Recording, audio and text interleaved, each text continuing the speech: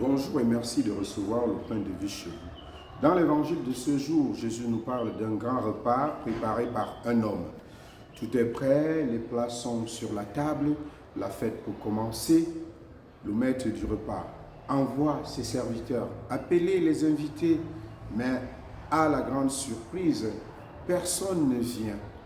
L'un après l'autre, les invités trouvent des excuses.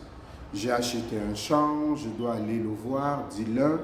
J'ai acheté 5 paires de bœufs, je dois aller les essayer, répond un autre. Je viens de me marier, je ne peux pas venir, ajoute un troisième.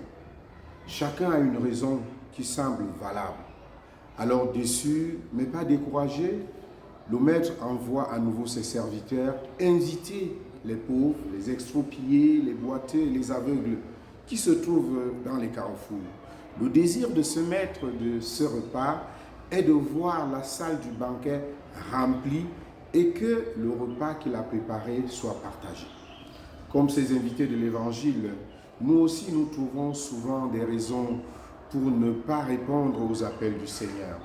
Jésus nous invite alors à répondre à l'appel du Seigneur sans faire attendre. En effet, frères et sœurs, mes amis, les appels du Seigneur ne supportent pas les attentes.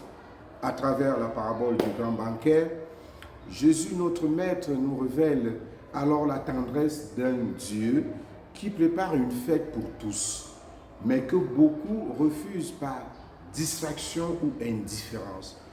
Tous nous sommes invités à prendre part à la vie du royaume, tous sans distinction. Dieu prépare pour nous une fête, un festin d'amour, de paix et de communion. Il veut partager avec nous, ses enfants, sa joie et sa vie. Il est prêt à nous donner le meilleur, mais sommes-nous aussi prêts à accueillir ce meilleur dans notre vie? Dieu fait tout pour que nous soyons heureux.